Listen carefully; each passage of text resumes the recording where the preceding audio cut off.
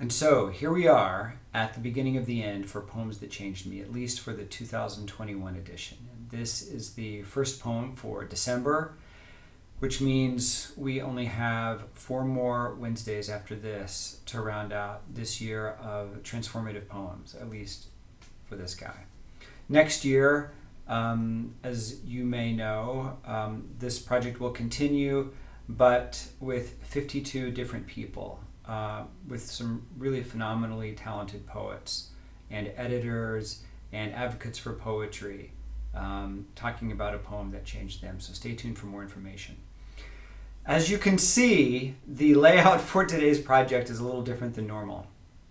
I'm calling a bit of an audible. This final month, I'm going to talk about poems that really did something for me. And I really don't know of a single poem that was more influential for me as a poet and a translator than Altazor. It's a book-length poem by the great Chilean poet Vicente Huidobro that is possible very few of you have heard of or read. I'm not going to try to read any of the poem. You can look at some pages that I've put up for you. But I really just wanted to talk a little bit about how this poem changed me. When I was a graduate student in Binghamton, New York in the 90s, I was studying translation. I went to graduate school thinking I wanted to write poetry, but also translate poetry, maybe do some art history, maybe write some literary criticism, maybe write essays. I didn't really know exactly what I wanted to do, except I knew I wanted to translate and I knew I wanted to write poems. And I knew I wanted to write about art. The university has this great graduate program in translation studies, one of the only ones in the country, and I was heavily involved in that program, and we hosted a conference on translation that year. I think it was called Translating Latin America. Gregory Rabassa was there, the great translator of Gabriel Garcia Marquez, Suzanne Jill Levine, and Elliot Weinberger. And Elliot had just finished translating Altazor for Grey Wolf.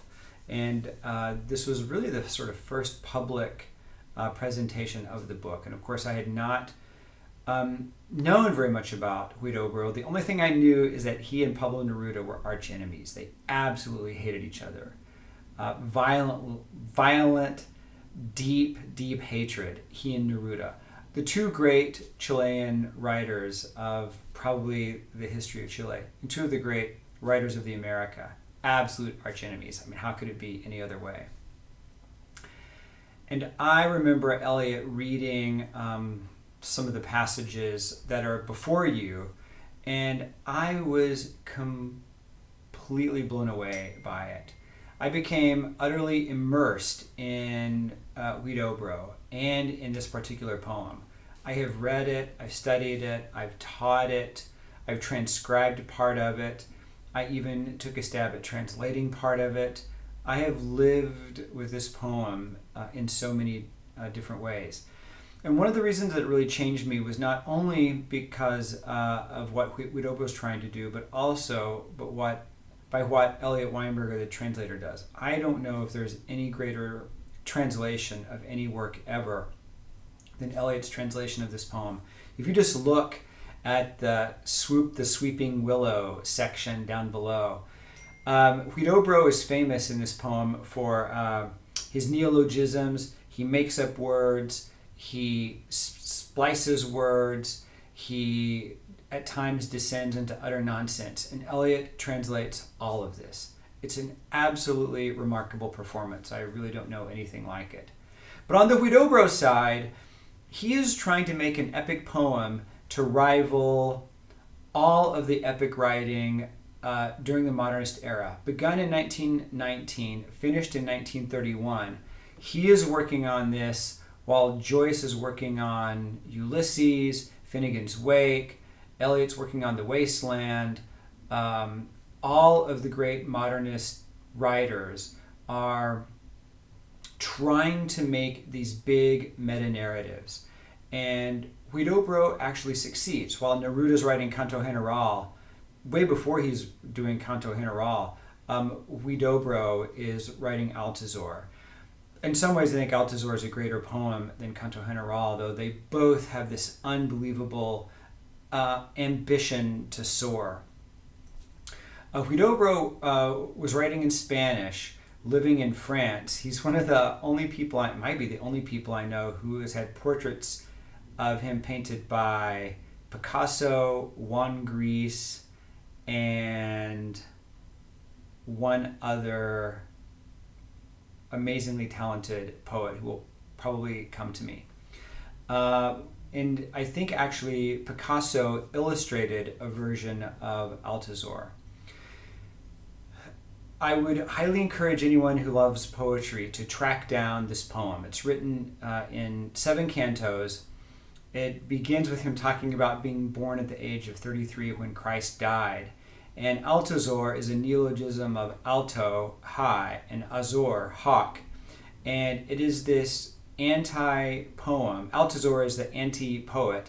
And the poem is this great poem both for and against poetry. By the end, the poem just disintegrates into nothing. And it's really interesting. I often wonder if somehow Paul Celan had read the last couple of cantos of Altazor, because if you read some of Celan's most fragmented, disjointed poems through the lens of Huidobro, there is an unbelievably fascinating intertext that takes place between these two poets who are doing different things for different reasons to their languages, but the effect is startlingly similar.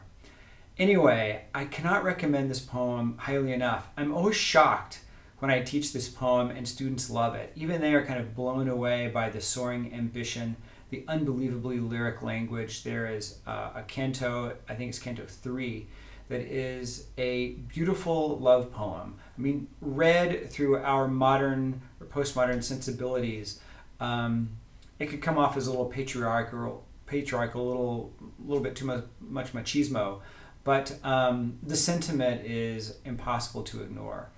Huidobro's execution of ambition here is unrealized in my mind in 20th century poetry. This changed how I think about ambition. It changed how I think about sound. It changed how I think about experimentation. And it changed how I think about translation. It's a phenomenal work of art. And I think that anyone who loves writing Latin American literature or poetry should read this unbelievable poem. It will blow you away.